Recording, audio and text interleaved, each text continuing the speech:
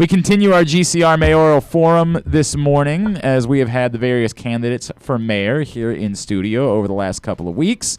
Next up on the hot seat, he is a little bit of a different story than some of the other folks that are running for mayor.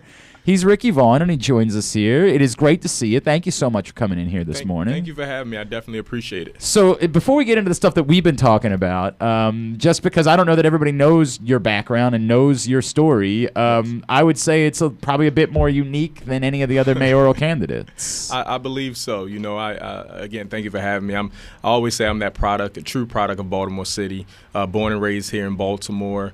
Grew up in East Baltimore, then I moved to West Baltimore. I was a high school dropout to now I have my MBA. I will be Dr. Rikki Vaughn Jr. of this year. Wow, congratulations. Thank you. I was homeless as a teenager. Now I'm a homeowner. I was a minimum wage worker at McDonald's. Now my wife and I own 121 restaurants, many of them being right here in Baltimore in the state of Maryland. Got into some trouble as a teenager. I was a knucklehead and became an advocate, and now look to be the next mayor of Baltimore City. All right. So I've got a question. If the mayor, if it doesn't work, any chance you would take on a role as my life coach? Any chance that we could go that route instead? You know, I'm still out there in the communities. I tell folks what I do. I've done for years, I'm going to continue to do, and I'm going to do regardless of what happens on April 28th. I believe if you're truly passionate about the uplifting and the betterment of all in Baltimore, you will continue to do the work regardless. All right.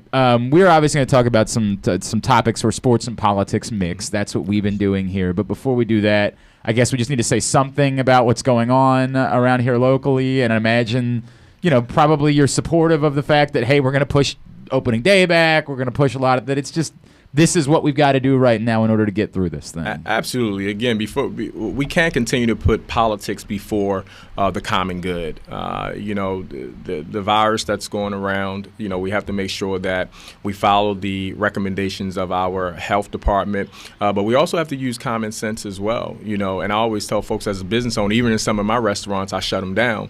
My employees are still being paid because it's the right thing to do. Yep. But some of my restaurants, I own franchises, you know, Dunkin' Donuts, KFCs, and so on. So some of my restaurants, although I'm the franchisee, I don't have the authority to shut them down. You can't go back. Wait a second. Yeah. You mean to tell me that you can't go back to Dr. Duncan and say, today, I understand how that works. I understand. And then even one of my restaurants I was going to shut down, which is a new restaurant that I just inquired, which is Light Street Cafe.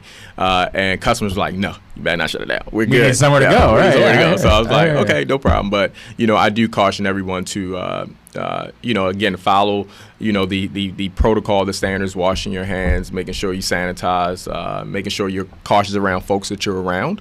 But, you know, it's unfortunate we're there. But my biggest priority with this is the seniors and the young folks. The most vulnerable, no question about that.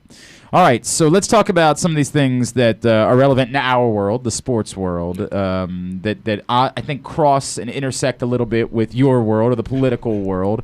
And I'm going to start, just because we just mentioned opening day, I'm going to start sort of with the Orioles. And generically, Rikki, there's this confusion that exists because the Orioles and their lease is coming up with the state and the stadium authority, and there's some fear about, you know, well, are they thinking about leaving? Are they thinking about, you know, and I don't know how much there's reality there, but just generically, the future of the Orioles and their health, I guess, as being a significant part of our city. Where are you with that? The Orioles have to stay here in Baltimore.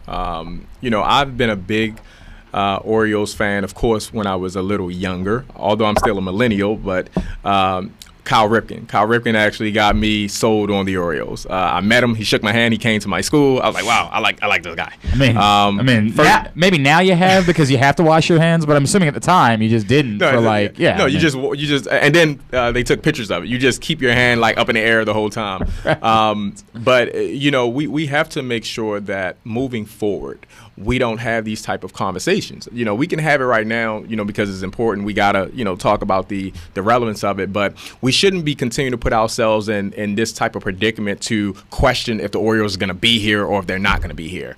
Again, I said it a little bit the other day. We continue to bring these issues up when it's around politics, campaign season. We should have plans in place. We should be more proactive and not reactive. We should have plans in place to make sure that we are protecting one of the trademarks of Baltimore City, which is the Orioles. So, my vote is, of course, for them to stay here. Can't go nowhere. We love them. We're going to continue to love them. They love us, and they're going to continue to love us. So how much does that walk hand in hand with the issue of people going to the games? And I feel like it's part of the reason why there's this sort of uncertainty, which is it has been a struggle these last couple of years. Part of that, obviously, is their play on the field. There's no question about that.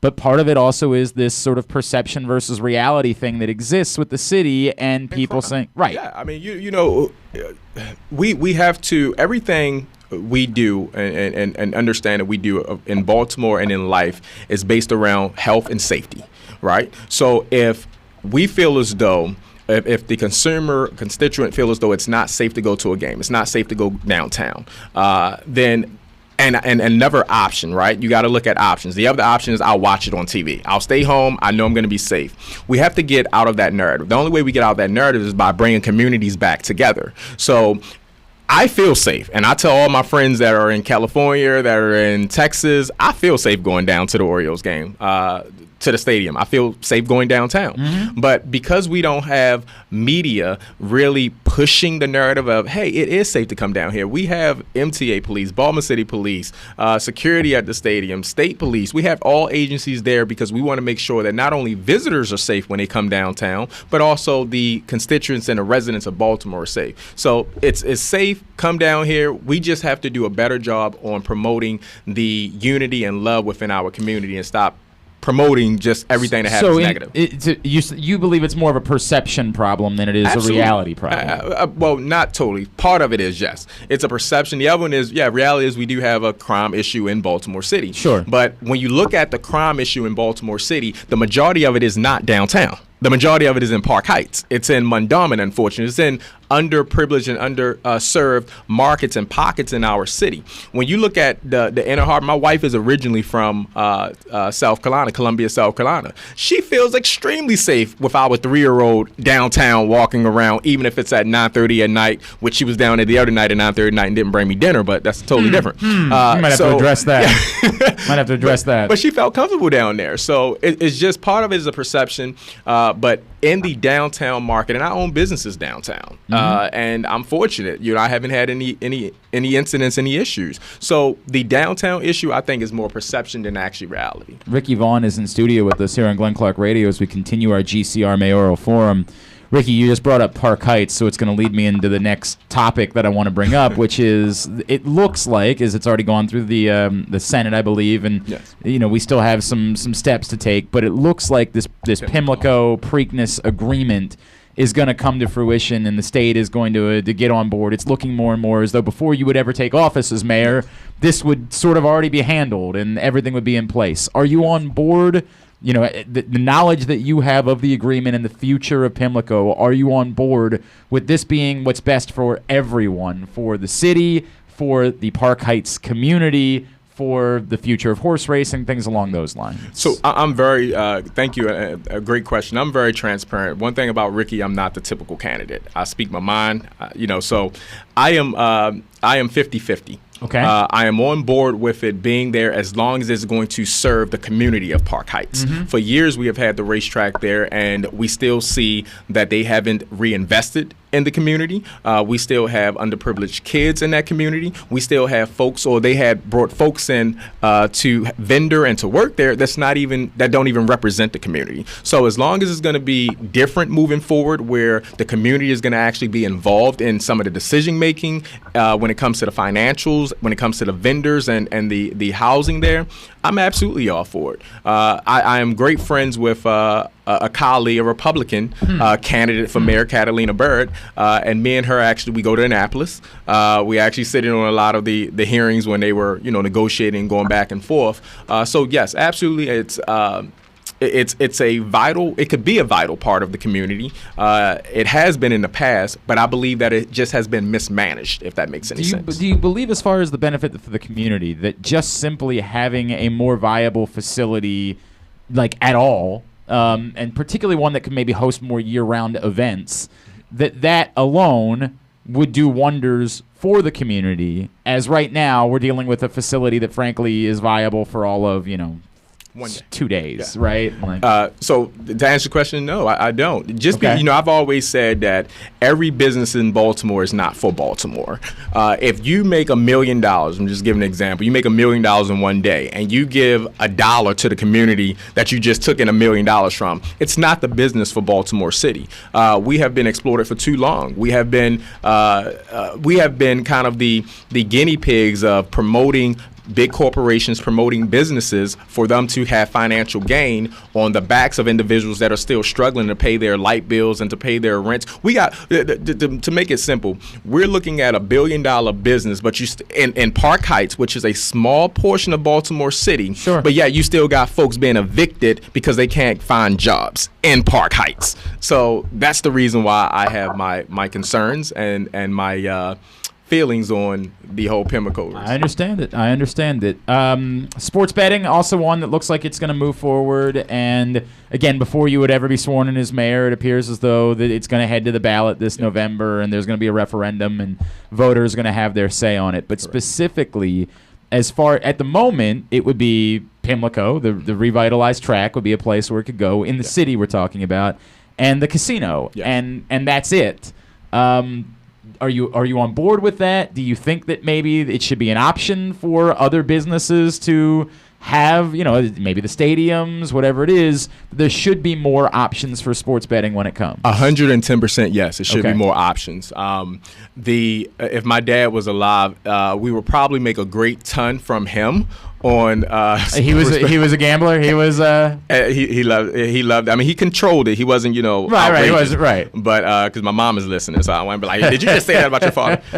Wait, he didn't ever have you like running numbers for me. He didn't have any of that. But my first time at Pimlico was actually my dad took me there. That's so cool. And we were able to go and see the horses and all that. But yes, we definitely have to have more options, and we also have to have more clearer, because a lot of times we put a lot of policies in place and we do a lot of governing, but we leave it kind of open-ended questions. We're gonna allow it, but we're gonna have it from this or from the track or from the casino. It's gonna be this dollar amount, but if this comes up, it won't be this dollar amount, or it's gonna go into this budget and then it's gonna be divided. We have to make sure that we stop complicating government when it comes to our constituents. The job of an elected official is to make sure that we're transparent, is to make sure that we solicit feedback from the community, from the constituents, and is to make sure that we present legislation that's going to be very clear in words, because a lot of folks are not going to take 10 days to go through all the legislative writing. So we got to do a better job at that. You mean that specifically in like where the money is going? Absolutely. Where the money is going. And, because a lot of folks, they get excited about the sound bites, right? Sure, like, oh, wow, we're going to legalize it, or we're going to, pass the bill, and then we're going to get $1 million. And then when we don't get the $1 million, like, hold up. Yeah, what happened? You guys lied to us. We didn't get the $1 million. So we have to have, again, more clear legislation that actually outlines where these dollars are going. And then, two, it's our responsibility to make sure we advise people of when the dollars are coming, right? Because we don't do that. We just say, oh, you're going to get $1 million. And then 6 years later, we wind up getting it when our schools are already falling apart and we don't have heat and air conditioning. Of course, yeah. I understand what you're saying. So there is an argument from some that we need to keep these options minimal, right? Like, because, for example, if we're going to have a revitalized Pimlico, we need that to be where people are going to do their sports betting. We need to lift up that part of the community, so we can't give them 6 other places within a 10-mile radius in which they can choose to go. I know you're saying we should have more options, but what do you make specifically of the argument that a new Pimlico, in trying to make it a more relevant location, a more relevant business, it would behoove us to limit sports betting options so that more people would go there? So great question, and I think that's why I'm the best candidate for mayor. I'm the only businessman, because you have to have a businessman, a CEO background to lead the city. One, in Baltimore, and just many, you take it and associate it with businesses and restaurants, you're going to have that selective group that's going to go to Pimlico regardless, and you're going to have that selective group that stay home or go wherever regardless, right? So the job of a CEO is to, how do you make it more attractive? So do you do some type of field day at Pimlico to continue to drive traffic there? Sure. Because you got folks that no matter what you do at Pimlico, I'm going to go wherever. I have options. So it's really looking at what the constituents or what the residents or visitors really want. Can you do a youth day at Pimlico to where you're going to have, like, again, my first time at Pimlico, I didn't want to go. Right, correct. You're just there because your dad wanted to go. My dad wanted to go, and he said you get to see the horses and all that. So once you start promoting and doing much more of that, and then it can be week by week different events. You can have vendors come in from the community or from Baltimore and sponsor that. So you just got to be creative of how you draw traffic there, regardless of whether you have options or not. All right. Royal Farms Arena. We've been doing this for decades. We've been having this conversation. Now, as we say that, I think every time I brought this up, I've said I never want this to sound like I'm being negative or derogatory towards Frank Remish and his team. And I think we all objectively can say it is a marvel what they have managed to do with that facility in the last few years. It's absolutely incredible how they have gotten the acts they've been able to get come in and be able to make as much money as they have on that building, because we all know what they're dealing with in terms of what the building is. But we got to keep having the conversation. It can't just be something that we keep pushing off and saying, well, it's okay. I mean, we're still getting some events there. So what is your thought process as far as renovating, as far as getting a new arena downtown, as far as what might be possible if we can finally address this topic that has been percolating for literally decades at this point? Yes, I absolutely agree. One, I'm a strong supporter of renovations there. I believe a lot of times, I know some of my colleagues that are running as well talk about, building a new arena. I believe that we continue to take too much foundation out of Baltimore City, and we try to replace it. We have history here in Baltimore City, and we should be building off of that history. I believe it's a great arena. I believe that it does have some concerns for me and many others from a safety standpoint, from just from a beautification standpoint of the city, from a cosmetics. So yes, we should renovate, but we also should renovate it around the history of Baltimore too, not just knock down and rebuild. But you think the location is key? I think the location is where it is located right now. For me, I think, and for many that I speak to, I think it's a beautiful location. Part of what we're doing, a lot of people say, well, you should move. I know one of my colleagues was talking about moving it to either more into like West Baltimore, rebuilding in West Baltimore.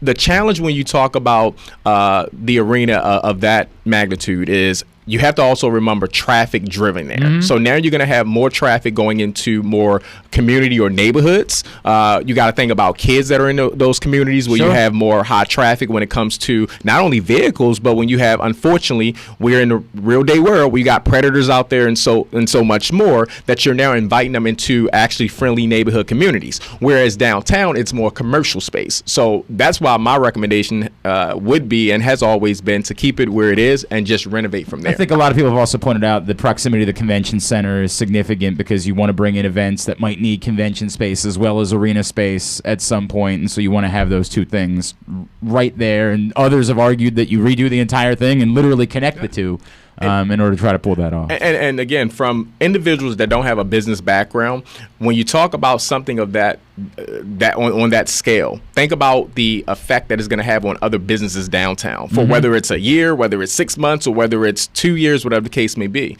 So it's where it is right now. My vote will be is to stay there, to renovate, and to make sure that, again, we continue to build off of some of the foundations we have in Baltimore and not just, okay, you know what, scrap it, toss it, we're going to move and go somewhere else. All right, last one for you. Can you give Lamar Jackson like literally 20% of all city revenue so he could take a more team-friendly deal in a year when he wants a new contract, and we can make sure we keep him in Baltimore forever? If it was my vote, he can have my salary is not high. He can have my wife. He can have my wife's salary to make sure he stay. I have tremendous respect for Mr. Jackson and for the team as a whole. Well, sure. Yes. You know what they do out. You know, folks see him on the football field, but folks don't see what they actually do out in communities. And so for that, I have just the utmost respect. That they can eat at any of my restaurants free. Forever eating. So forever. They can have chicken or donuts, anything. Rikki Vaughn, where can people find out more? Social media for the campaign, website, the whole thing. Thank you. So Rikki is Rikki. Vaughn is Vaughn. So RikkiVaughn.com is my website. My campaign office is 443-515-9100. You can also find me on Twitter, Instagram, LinkedIn. I think it's another one out there. So I'm hoping it's not Tinder. I'm hoping it's not. It's definitely not Tinder or MySpace. Yeah. So but RikkiVaughn.com is the best, or you can reach me on my email, which is Rikki, Rikki, at RikkiVaughn.com. And then actually tonight, we're actually having a rally at 2900 Liberty Heights at the Palladium. So I'm out there. I keep telling folks what I'm doing, I'm not doing because I'm campaigning. I'm doing it because it's the right thing to do. I've been doing it for years. I've been in the schools for years. I've been out supporting our police officers and our first responders for years, and I'm going to continue to keep doing it. Well, it's great to meet you. Your story is incredibly inspiring, and one that should be lifted up as much as possible, because I think it's a great story for kids in our city to hear and to know what's possible for everyone. We wish you luck, and then let's talk again down the road, all right? I look forward to it. Thank you again for having me. Thank you for coming in. We'll do the elbow thing again because that's where we are. Rikki Vaughn stopping by the Live Casino Hotel studio this morning.